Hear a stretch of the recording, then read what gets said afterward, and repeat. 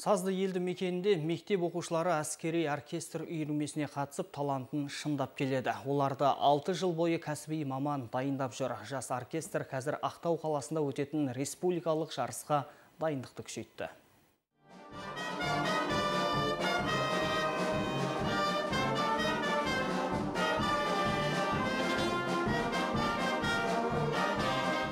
Бұл жас ұлан оркестрінің орындауындағы туынды. Үрмелі аспапта ойнауға баулайтын үйірме ашу арқылы өнерлі балалардың талантын ашқымыз келеді дейді алғашқы әскери дайындық пәнінің мұғалімі. 2017 жылы құрылып, қазірде 30-дай бала аспапта ойнауға әбден машықтанған. Республикалық додаларда топ жарып жүр. Әр мектепте, қалан мектебі жалпы алғанда, біздің алғашқы әскери несінде патриот клубтарымыз бар. Патриот клубы. Осы менің патриот клубының бұлардың барлық мүшесі. Формамен киетін себебі форма өздерінің жаңағы нелерін әдемілігін, сәнін көрсетіп тұрады ғой. Себебі біздер жаңағы саптық, марштар, саптық нелерін барлығын біз орындаймыз.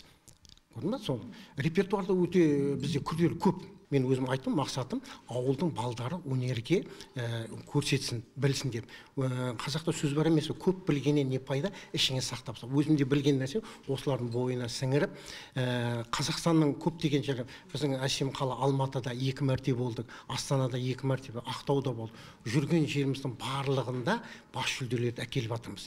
Себебі оркестрдің өз деңгейі жоғарылап, күнбе-күн. Біздер демалыс күндерінде, мысалға конкурсқа дайындалған кезде, біз уақыттарымыз 6 сағатқа дейін дайындаламыз. Оркестр құрамының ең кішісі 2-ші сынып оқушылары. 6 жыл ішінде 6 бала осы бағытты таңдап, музыкалық колледжде білім алып жүр. Биыл олардың қатары тағы 4 өнерпазбен толықпақ. Талантты топ қалада ұйымдастырылатын түрлі патриоттық шараларда өнер көрсетіп жүр. Оркестрға келгеніме 1 жылдан асты.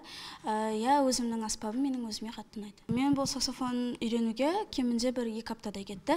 Және де мен осы 9-шы сынып бітіріп, одан арғы колледжден консерватория бітіріп, арқарай өз мамандығым бойынша жұмыс жасағым келеді. Ешқандай қиындық тудырған жоқ. Біз қазақ тілінде және де орыс тілінде өлеңдерді және де марштарды орындаймыз. Саксофон бұл классика жанрына жататын аспаптардың бірі.